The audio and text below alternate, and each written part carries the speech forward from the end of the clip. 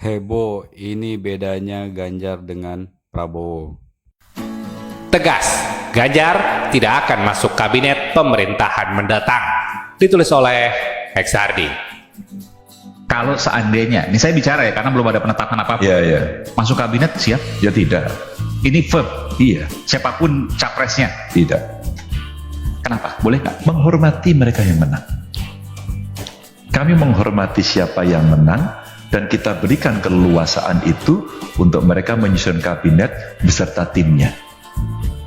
Itu jauh kami memberikan hormat yang tinggi kepada siapapun. Kan rekonsiliasi supaya damai, supaya reka. Jangan kemudian diartikan bahwa ketika kita tidak di dalam pemerintahan tidak akan damai. Justru check and balances itu dibuat agar kemudian jauh lebih baik. Saya khawatir kalau kemudian semua berada di kursi itu, dalam kekuasaan itu, tidak ada yang mengontrol, apa yang akan terjadi? Pasti semuanya akan bercerita, ini mbahnya oligarki. Jangan sampai. Maka kemudian saya sampaikan kepada publik, agar publik juga belajar bahwa menjadi seorang capres-cawapres itu tidak sedang mencari pekerjaan, tidak sedang mencari jabatan, tapi membawa amanah yang kemudian bebannya jauh lebih besar dari hanya sekedar kepentingan pribadi. Di media sosial, ada satu video yang menarik perhatian saya. Ganjar ditanya soal apakah ada kemungkinan dia akan bergabung ke kabinet pemerintahan selanjutnya. Ganjar ditanya nih, mau nggak gabung ke kabinet jika ditawarin? Siap nggak masuk ke kabinet? Ganjar dengan tegas menyatakan dia tidak akan masuk kabinet meski siapapun pemenangnya. Alasannya apa? Ganjar bilang dia mau menghormati mereka yang menang. Dia mau memberikan keleluasaan kepada pemenang dan timnya. Dan itu lebih memberikan hormat. Saya paham maksud Ganjar. Dengan tidak masuk ke kabinet, dia menghormati pemenang.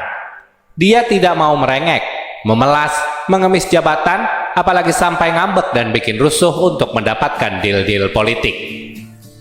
Kalian pasti tahu, kadang ada politisi yang suka show of power dan mendesak yang menang dengan cara-cara frontal yang memancing keributan. Ganjar tidak mau seperti itu. Kemudian, Ganjar ditanya lagi, jika ajakan masuk ke kabinet adalah bentuk rekonsiliasi demi kedamaian, apakah menolak juga? Ganjar jawab begini, jangan diartikan tidak berada dalam pemerintahan maka tidak akan damai. Ganjar malah khawatir jika nanti semuanya berada di dalam pemerintahan. Pasti semuanya akan bercerita jika ini semuanya ialah mbahnya oligarki.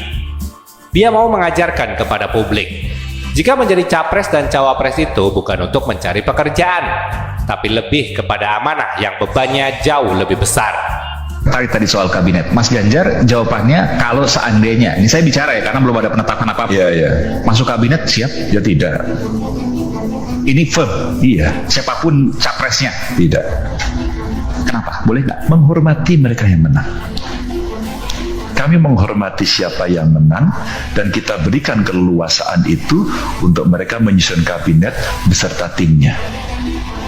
Itu jauh kami memberikan hormat yang tinggi kepada siapapun. Kan rekonsiliasi supaya damai, supaya reka. Jangan kemudian diartikan bahwa ketika kita tidak di dalam pemerintahan tidak akan damai. Justru check and balances itu dibuat agar kemudian jauh lebih baik. Saya khawatir kalau kemudian semua berada di kursi itu, dalam kekuasaan itu, tidak ada yang mengontrol, apa yang akan terjadi? Pasti semuanya akan bercerita, ini mbahnya oligarki. Jangan sampai. Maka kemudian saya sampaikan kepada publik, agar publik juga belajar bahwa menjadi seorang capres-cawapres, maaf, itu tidak sedang mencari pekerjaan, tidak sedang mencari jabatan, tapi membawa amanah yang kemudian bebannya jauh lebih besar. Sebelum itu, saya sempat berpikiran sempit. Kalau bicara soal oposisi, dulu saya berpikir oposisi itu cuma duri dalam daging. Oposisi itu, kalau bukan tukang bikin ribut, ya cari panggung, cari muka ke publik biar kelihatan keren.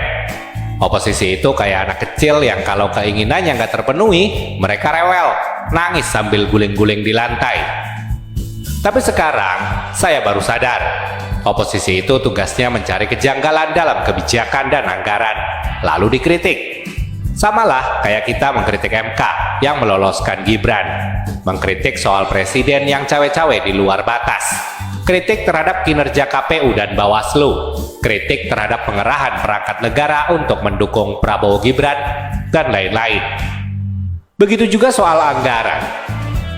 Kalau tidak ada oposisi sama sekali, yakinlah semua proyek bakalan gol dan mulus. Meskipun anggarannya mencurigakan, tetap bakal lolos karena semua koalisi ikut setuju. Ini bahaya. Apalagi di pemerintahan selanjutnya, banyak yang harus dipantau ketat. Salah satunya, anggaran makan siang gratis, yang katanya butuh 450 triliun setahun. Kalau tidak diawasi, wah, bisa kenyang tuh yang ngembat anggaran. Kalau tidak ada oposisi yang jadi penyeimbang, pelaksanaannya bisa ugal-ugalan. Makanya saya jadi paham kenapa Ganjar tidak mau ikut masuk ke dalam kabinet seandainya ditawari. Selain alasan yang saya jelaskan tadi, ini juga menunjukkan sikap Ganjar yang tidak merengek dan minta diajak masuk. Perkataan Ganjar ini bisa diartikan sebagai tanda oposisi. PDIP dan Ganjar akan menjadi oposisi. Bukan hal yang sulit bagi PDIP, mengingat di era SBY, PDIP jadi oposisi selama 2 periode. DNA oposisi sudah ada di dalam diri PDIP. Tapi ada yang nyinyir. Mereka bilang begini, alah, Ganjar sok jual mahal, sok-sokan nolak duluan, padahal nggak ada yang mau tawarin masuk ke kabinet. Ini adalah ilmu tolak malu. Nggak ada harganya, tapi sok jual mahal. Asli deh, kadang mereka itu kayak orang aneh. Ganjar, kalau misalnya masuk ke kabinet, nanti dibilang rakus dan plin-plan. Ganjar pasti dituduh mengkhianati relawannya dengan bergabung ke Prabowo. Ganjar menolak keras, dibilang jual mahal. Padahal, mereka itu harusnya senang Ganjar tidak mau masuk. Lagian, Ganjar ditanyai soal kemungkinan diajak masuk ke kabinet. Ya dia jawab nggak mau. Jawabannya jelas, nggak bertele-tele dan menimbulkan tanda tanya besar. Enggak ya enggak, masa mau jawab nggak tahu, lalu joget gemoy. Nggak mungkin juga dia jawab kayak Gibran, jawabnya rahasia, lalu kabur. Ganjar menolak jabatan itu karena harga diri dan menghargai relawan yang sudah berjuang mati-matian. Maksudnya, jabatan itu silahkan untuk yang menang, yang kalah nggak usah bikin rusuh dan menekan untuk diajak masuk. Bagaimana? Menurut Anda? Benar-benar tegas Ganjar ini.